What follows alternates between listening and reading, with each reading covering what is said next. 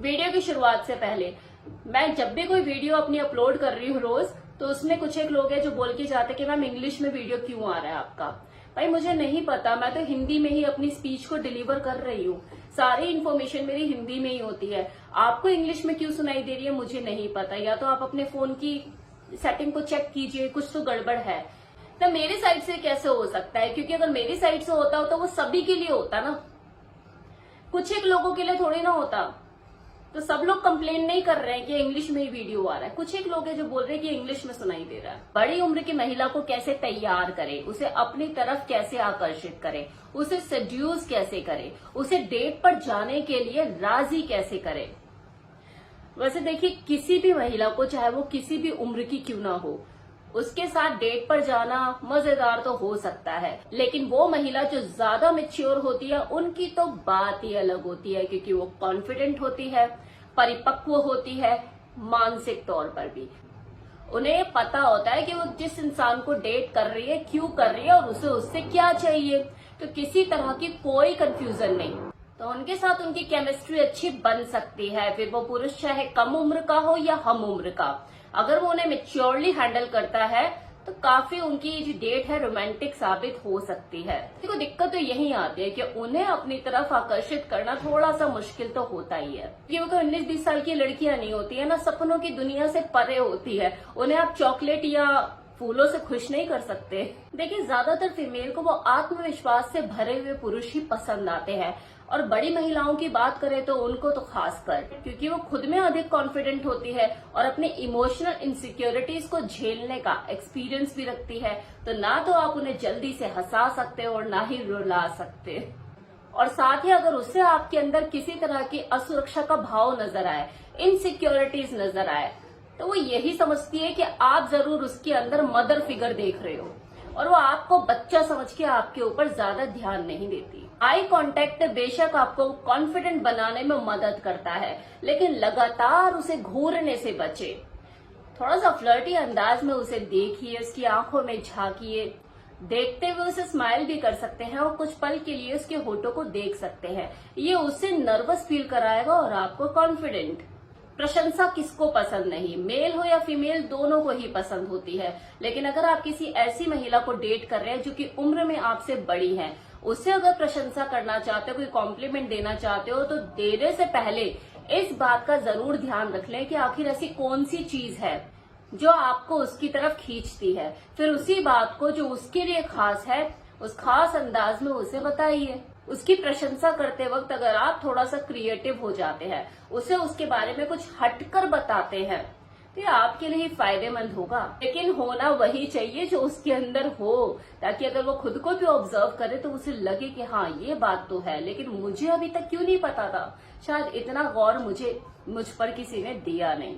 तो ये चीज उसे फील होनी चाहिए। अधिक उम्र वाली महिलाएं ऐसे पार्टनर को अप्रिशिएट करती है जो अपना ध्यान खुद रख सके, एक इंडिपेंडेंट लाइफ जीता हो, उसकी अपनी एक इंडिपेंडेंट सोच हो, इमोशनली स्ट्रांग हो, मेच्योर हो, फाइनेंशियली स्ट्रांग हो, डिसीजन मेकर हो और हर चीज के लिए अपनी फैमिली पर डिपेंड न करता हो। तो अपनी इंडिपेंडेंट सोच, अपने बारे में उस महिला को जरूर बताइए, बातों बातों में एक्सप्लेन योरसेल्फ कि आप एक्चुअल में क्या सोच रखते हो और आप कैसे इंसान हो।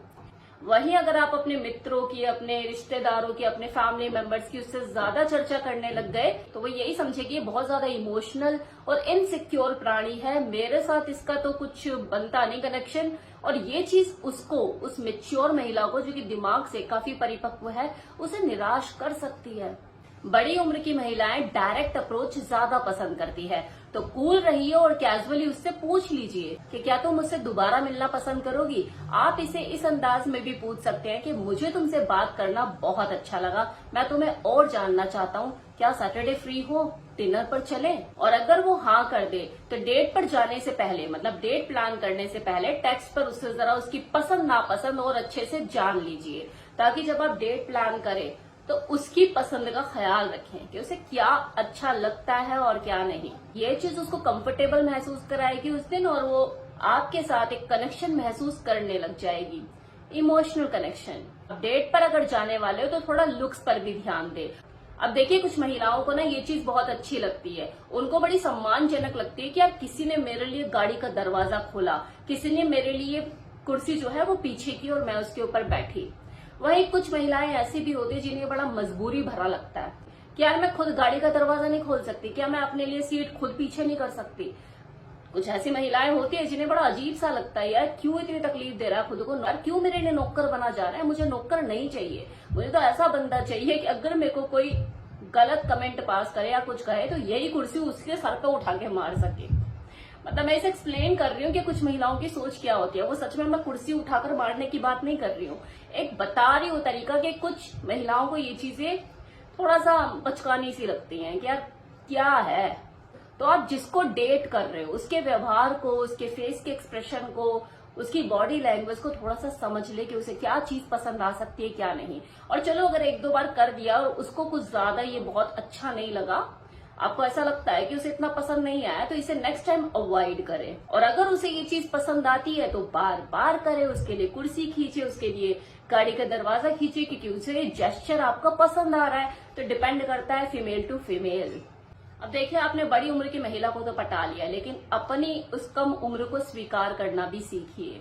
कई बार ऐसा होता है कि हमारा लक इतना अच्छा काम कर जाता है कि किसी बड़ी उम्र की महिला का भी दिल ला गया तो पट गई, लेकिन आप बाद में अपने आप को लेकर ना थोड़ा सा इनसिक्योर फील करते हो, काश मैं इसकी उम्र का ही होता तो शायद मैं इसके लिए और बहुत कुछ अच्छा कर पाता, इसकी हर एक्सपेक्टेशन पे खरा उतरता। भैया आप उसके लिए अच्छा कर चुकी हो, कहीं ना कहीं आप एक्सपेक्टेशन पे तो उसके खरे उतरे हो, तभी तो वो आपके साथ डेट पर है। Be confident. हो सकता है कि हाँ डेट नजदीक आ गई है तो आपको लग रहा हो कि पता नहीं मैं उसे इम्प्रेस कर पाऊंगा या नहीं, क्योंकि एक नॉर्मली बात करना और डेट पर जाना, किसी रूम में मिलना, ये दोनों अलग अलग चीजें है ना।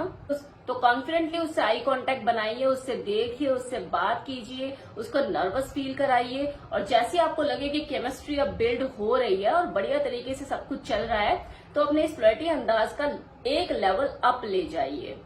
और एक लेवल अप ले जाने में जहां अभी तक सिर्फ आंखों से कनेक्शन बन रहा था, अब हाथों का इस्तेमाल करना शुरू कीजिए। अगर आपको लगे कि आपके टच करने से वो अपने आप को वापस खींच रही है तो रुक जाइए।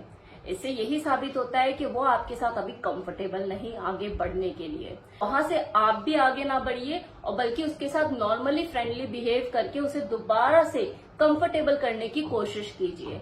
और अगर वो आपके साथ आगे बढ़ जाती है, मतलब आपके साथ वो केमिस्ट्री बिल्ड हो जाती है और वो आगे बढ़ जाती है, अपने आप को वापस पीछे नहीं खींचती, फिर तो आप जानते हैं आपको क्या करना है। देखिए, दिक्कत बस उसके साथ बिस्तर तक जाने में आती है, बिस्तर पर आ जाने के बाद नहीं आती है।